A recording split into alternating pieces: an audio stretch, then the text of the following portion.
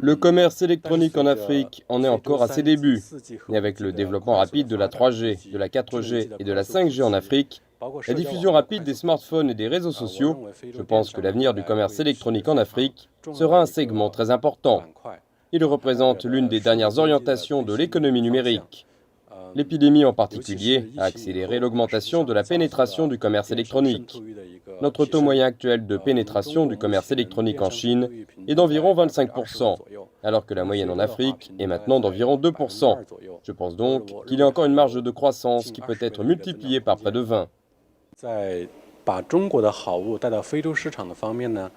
À l'heure actuelle, en ce qui concerne l'introduction de produits chinois sur le marché africain, les téléphones portables, ainsi que les appareils ménagers et les objets du quotidien, tels que les produits de beauté, les vêtements et les chaussures, sont les plus vendus.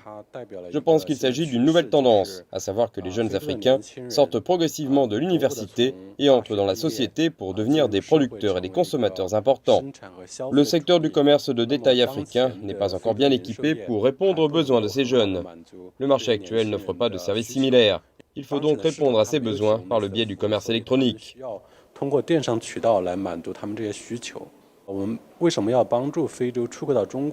Par ailleurs, si nous voulons aider l'Afrique à exporter vers la Chine, c'est parce que nous pensons qu'il faut créer plus d'emplois sur le continent.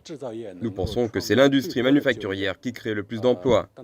De plus, la Chine dispose d'un énorme marché de 1,4 milliard de personnes, et nous voulons donc y introduire de nombreux produits africains de qualité, en particulier des produits agricoles bruts.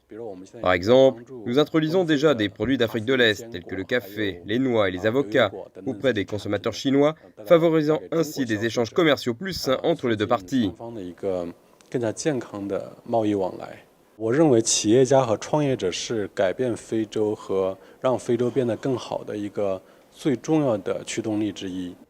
Je pense que les entrepreneurs et les startups sont l'un des moteurs les plus importants pour changer l'Afrique et la rendre meilleure. Equilimall a établi une vision pour 2044 où nous voulons aider 1 million d'entrepreneurs sino-africains et servir 1 milliard de consommateurs sino-africains d'ici 2044 au plus tard.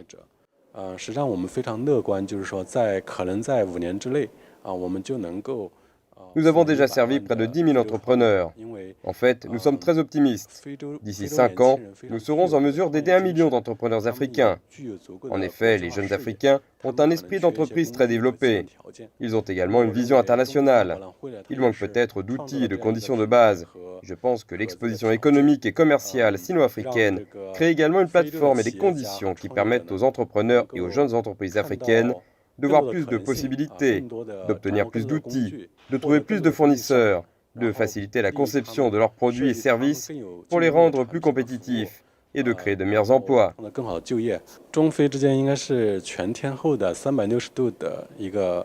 La coopération entre la Chine et l'Afrique est une coopération de tout temps et possède un grand potentiel. Je pense que l'un des points clés est la compréhension mutuelle et la coopération entre les jeunes des deux côtés, ainsi que la complémentarité des forces de chacun. Si les deux parties peuvent promouvoir les échanges et la compréhension, on peut dire qu'il y a un grand potentiel à libérer pour créer une vie meilleure pour la Chine et l'Afrique ensemble.